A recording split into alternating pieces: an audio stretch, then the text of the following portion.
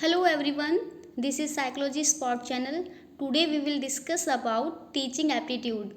Teaching aptitude एक पहला ही topic है हमारा यूजीसी नेट एग्ज़ाम की प्रिपरेशन के लिए, पेपर 1 के लिए।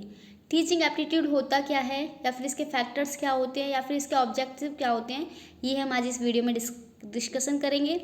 टीचिंग एप्टीट्यूड की डेफिनेशन से कोई भी क्वेश्चन नहीं आता है, लेकिन अगर हम किसी टॉपिक को स्टार्ट करना चाहते हैं तो पहले हमें उसका मतलब और उसके बारे में थोड़ा सा पता होना चाहिए। अगर हमें ये सारी चीज़ें समझ में आती हैं तो हम इसके आगे के कॉन्सेप्ट्स को बहुत अच्छी तरीके से समझ पाएंगे, क्योंकि हम डायरेक्ट किसी भी चीज़ को नहीं समझ सकते। तो देखिए, what is teaching aptitude. Teaching aptitude is compromised of 2 words, teaching and aptitude. हमने टीचिंग एप्टीट्यूड में 2 वर्ड्स का कंबाइन किया हुआ है। पहला क्या है, टीचिंग, दूसरा क्या है, एप्टीट्यूड। दोनों ही अपने आप में एक अलग अलग शब्द है। According to Clarke, all those organized activity that may result in modifying the behavior of the learner is known as teaching. एक टीचर कोई भी ऐसी एक्टिविटी करता है जिसके थ्रू हम लर्नर के बिहेवियर को मॉडिफाई कर पाते हैं या फिर उसके बिहेवियर को सुधार पाते हैं, चेंज कर पाते हैं, उसको ही हम क्या बोलते हैं, टीचिंग बोलते हैं। ओके, नेक्स्ट है हमारा aptitude. Aptitude is natural ability to do something, यानी किसी चीज़ को करने की नॉर्मल सी हमारी क्या है, एबिलिटी है। जैसे कि हम रीजनिंग करते हैं, बच्चे अपने आप लॉजिकल थिंकिंग डेवलप हो जाती है। किसी भी चीज़ को करने की एक लॉजिकल थिंकिंग या लॉजिकल तरीका, उसको हम क्या बोलते हैं, एप्टीट्यूड बोलते हैं। हमारी सोचने समझने की शक्ति। ये था हमारा teaching and aptitude. So, teaching aptitude is the natural ability to teach. It involves the study of student-teacher relationship in a controlled environment. Okay, maybe आपको समझ में आया होगा। Concepts of teaching. Teaching can be defined as an activity that causes the child to learn and acquire the desired knowledge and skills and also the desired way of living in the society. Teaching is a process which can be carried out formally और informally.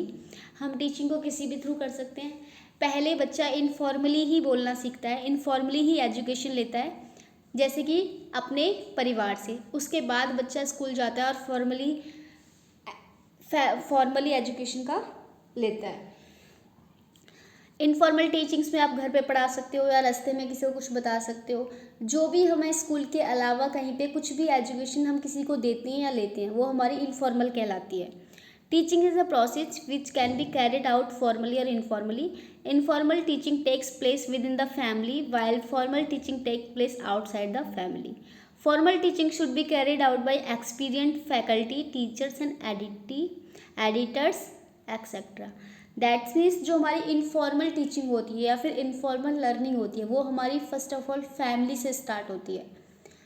लेकिन जो हमारी formal होती है वो हमारी school, college, universities, इन सब में जाके होती है। वहाँ पे मतलब हमारे ऊपर एक टीचर, फैकल्टी, फैसिलिटेटर, ये सारी चीज़ें हमारे पास होनी चाहिए। उसी को हम फॉर्मल टीचिंग या फिर फॉर्मल लर्निंग कहेंगे। इसके कैरेक्टरिस्टिक्स क्या हैं टीचिंग के, इसकी क्या क्या विशेषताएं होती हैं, टीचिंग से क्या क्या हो सकता है। Teaching take place in a dynamic environment. जो टीचिंग होती है वो क्या होती है, गतिशील वातावरण स्टार्ट करती है, डायनामिक एनवायरनमेंट स्टार्ट करती है, जो फ्लैक्सिबल होता है, जहाँ पे हम चेंजेस कर सकते हैं। और स्पेशली क्या चेंज करते हैं, बच्चों का बिहेवियर, बच्चों के बिहेवियर को मॉडिफाई करते हैं। Teaching is a cognitive activity. Cognitive activity क्यों है, क्योंकि ये हमारे माइंड को डेवलप करती है, हमारे माइंड का बढ़ाती है, हमारे माइंड की ग्रोथ करती है, माइंड को गेन करती है। माइंड में जितनी भी नॉलेज है वो सारी टीचिंग के थ्रू आती है। टीचिंग इनफॉर्मल, यानी हम जो चीज़ें यूट्यूब से सीख लेते हैं, सोशल साइट से सीख लेते हैं। फॉर्मल, जो चीज़ें भी हम स्कूल से सीखते हैं। लेकिन ये इन सब से क्या डेवलप होता है, हमारा माइंड डेवलप होता है। और जब हमारा माइंड डेवलप होता है तो वो हमारी कॉग्निटिव एक्टिविटी कहलाती है। नेक्स्ट है teaching includes a lengthy period of study and training. Teaching जो इंक्लूड होती है वो हमारी स्टडी से रिलेटेड होती है और ट्रेनिंग से रिलेटेड होती है। क्यों, क्योंकि अगर हम किसी भी चीज़ में चेंज करना चाहते हैं तो जो हमारा स्कूल होता है वो एक लेंथी पीरियड होता है, 1 to 12 होता है, और इसमें हम बच्चे का बहुत सारा बिहेवियर चेंज कर देते हैं। कॉलेजों में आके बच्चे रिसर्च करना स्टार्ट करते हैं, हम उनको इतना परफेक्ट बना देते हैं।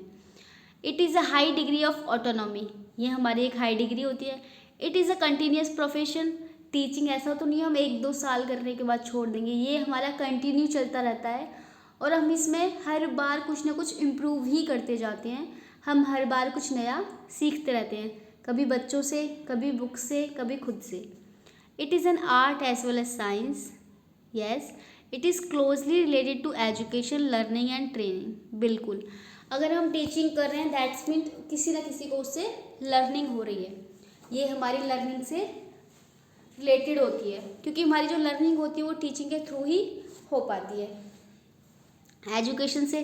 क्योंकि अगर हम किसी को टीच कर रहे हैं तो इसका मतलब हम उसको एजुकेशन प्रोवाइड करा रहे हैं।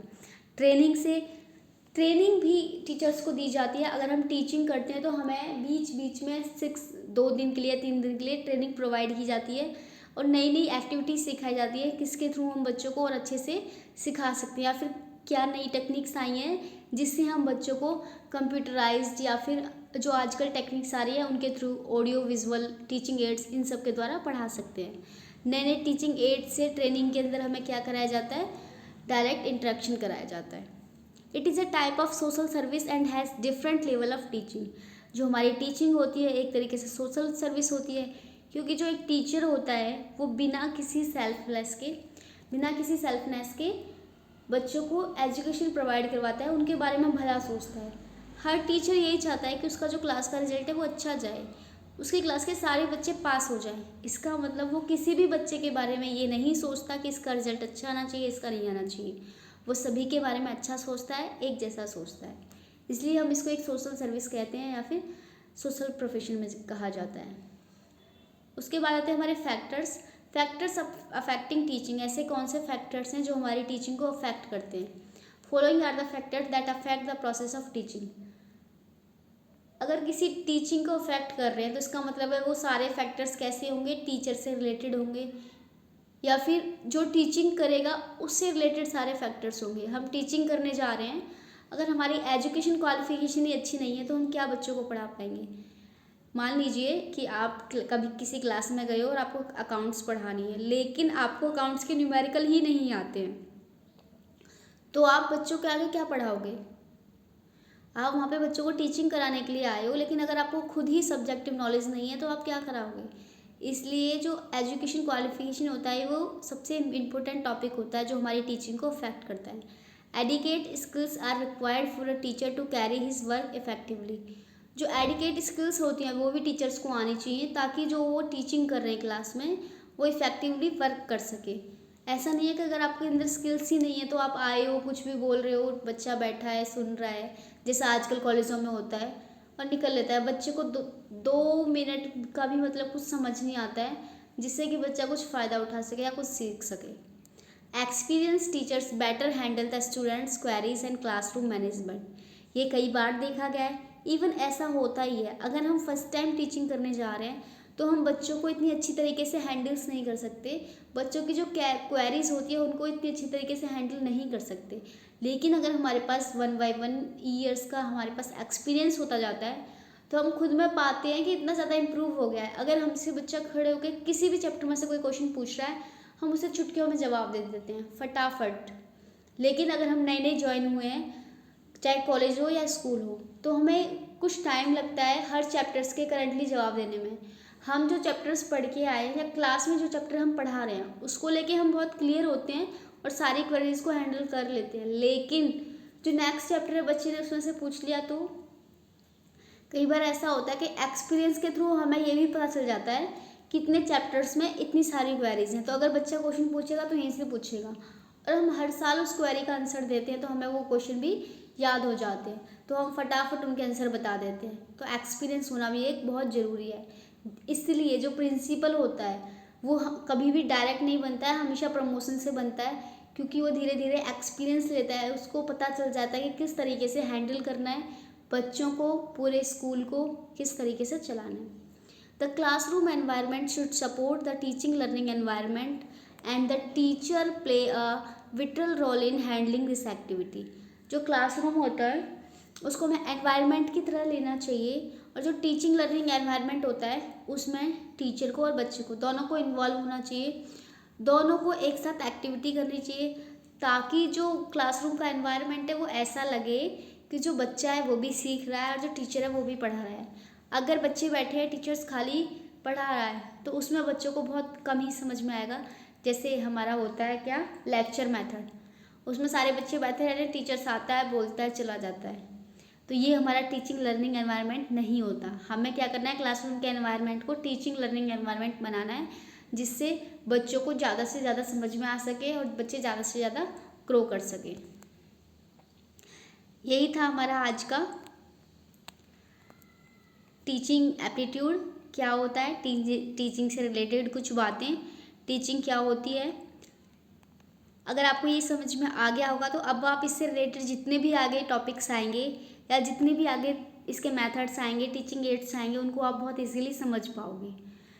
अगर आपको कोई क्वेरी है तो आप मुझे कमेंट सेक्शन में पूछ सकते हो। Thanks for watching. Like, subscribe and share. Bye bye.